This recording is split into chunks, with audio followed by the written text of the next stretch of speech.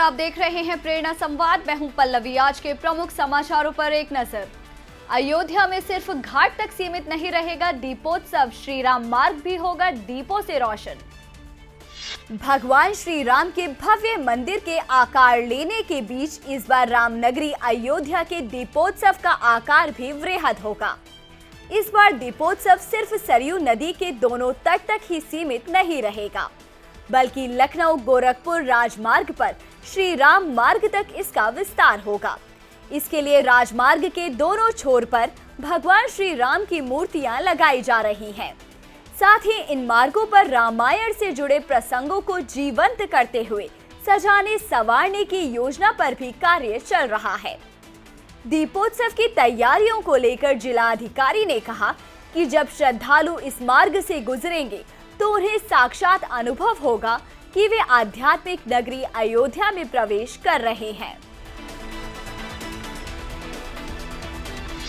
UP के जौनपुर में मुस्लिम अमेरिकी जोड़े ने वैदिक परंपरा से किया विवाह। ऐतिहासिक त्रिलोचन महादेव मंदिर में लिए 7 फेरे। अमेरिका से भारत घूमने आए मुस्लिम जोड़े किए महा और केशा खलीफा ने जौनपुर के ऐतिहासिक त्रिलोचन महादेव मंदिर में हिंदू रीति रिवाज से विवाह किया। अग्नि को साक्षी मानकर मंत्रोच्चारण के साथ 7 फेरे लिए। मंदिर परिसर में सिंदूर की रस्म भी निभाई गई। भारतीय वेशभूषा में अमेरिकी कपल ने 7 जन्म तक साथ निभाने का वचन एक दूसरे को दिया कि ये माह पेशे से बिजनेसमैन हैं।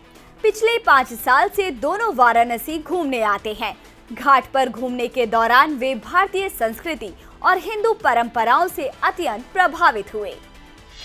वाराणसी बनी शंघाई सहयोग संगठन की पहली सांस्कृतिक और पर्यटन राजधानी। दुनिया में बढ़ेगी वाराणसी की साख। उज्बेकिस्तान के समरकंद में शंघाई सहयोग संगठन के सदस्य देशों ने वर्ष 2022-23 के लिए वाराणसी को इस संगठन की पहली पर्यटन और सांस्कृतिक राजधानी के रूप में स्वीकार्यता दी। इसके साथ ही संगठन के देशों के बीच भारत को अपनी संस्कृति और परंपरा के प्रतीक वाराणसी को दूतावासों के माध्यम से साल भर प्रमोट करने का अवसर मिलेगा। इस दौरान काशी में पर्यटन ही नहीं बल्कि काशी का पारंपरिक कारोबार भी संबंधित देशों के बीच चर्चा में आएगा। ऐसे में यहाँ के कारोबारियों को संबंधित देशों में अपने उत्पादों को ले जाने का भी अवसर मिलेगा।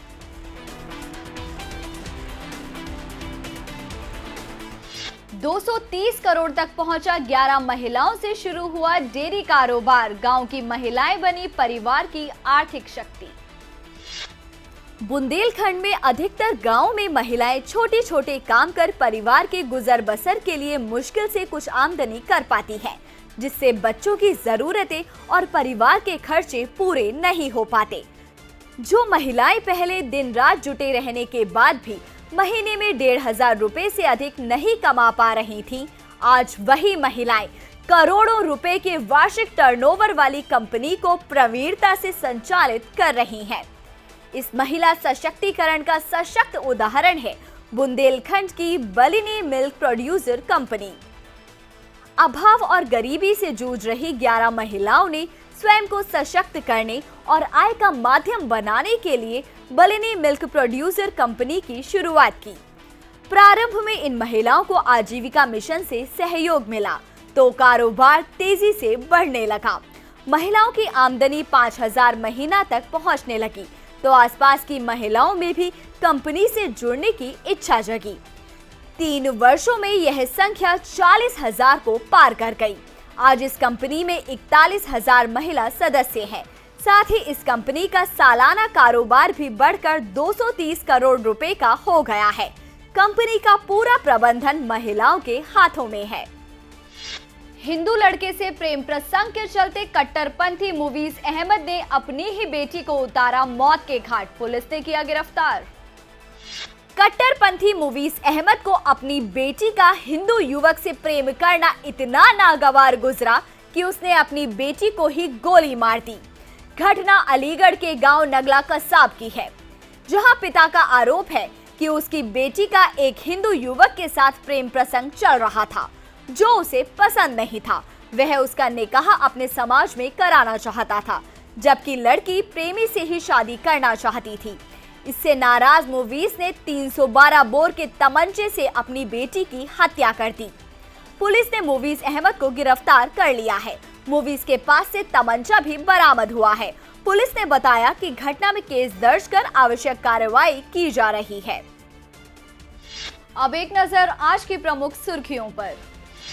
यूपी के बरेली में गौकशी के आरोपी 5 तस्कर गिरफ्तार, इंस्पेक्टर व चौकी इंचार्ज सस्पेंड। आरोपियों ने मोदी मैदान में दिया था गौकशी को अंजाम।